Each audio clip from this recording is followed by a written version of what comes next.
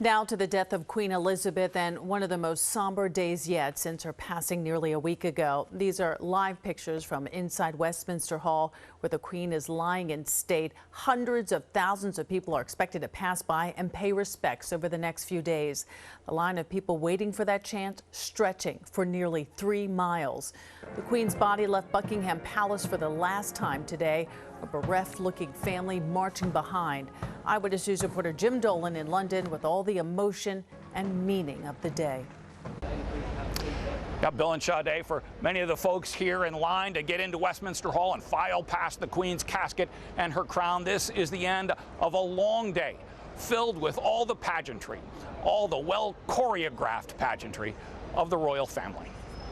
In London tonight, a haunting September moon beside a tower bathed in the light of grief and mourning, as a nation queues up to say goodbye. Wristbands will be checked at the gate. Please have them ready. Wristbands for everyone in line at Victoria Tower Garden tonight, no matter what age. Some stood in line here for 30 hours for this, a chance to see up close the casket and crown of the Queen who has served for most everyone's lifetime. She's been the most wonderful person in the whole wide world for like 70 years. I mean, wouldn't you want to be here?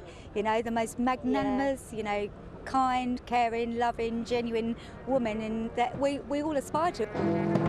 The Queen's casket draped in the royal standard with the crown resting atop a velvet pillow moved slowly from Buckingham Palace today, a grim cortege of silent sorrow, a family and a nation mourning as one this day. Accompanying the Queen's casket in the procession through London, the royal family as you know them, her son, the new king, her daughter, Princess Anne, and Prince Andrew behind them, and then her grandchildren, all surrounded by a people proud and thankful for a generous life of graceful service. She's been very humble, and she's done the country proud. You look at what she did through the war years, stayed in London for her people, the speech she made during COVID, and when she went to Ireland and spoke in Gaelic, you think to go and be the peacemaker is beyond admirable. At the enormous and ancient Westminster Hall, where the Queen will lie in state until her funeral, they sang hymns and prayed in a brief but solemn ceremony. In the coming days, tens of thousands will come here to walk by the Queen's casket and say goodbye. The crowds have been daunting. Today they packed into the mall where the procession started. It was all too much for some who loved the Queen.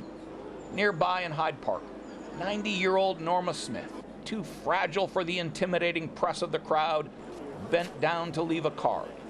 A sky blue card beneath a tree lined with a lush ring of flowers for the Queen. She had a message for Her Royal Majesty from her grateful subjects. I said thank you for the service, 70 years, and she's a queen that we will never ever forget. It's been a long day for everyone in London, including those in the royal family. The King announced early today that he's taken Wednesday off.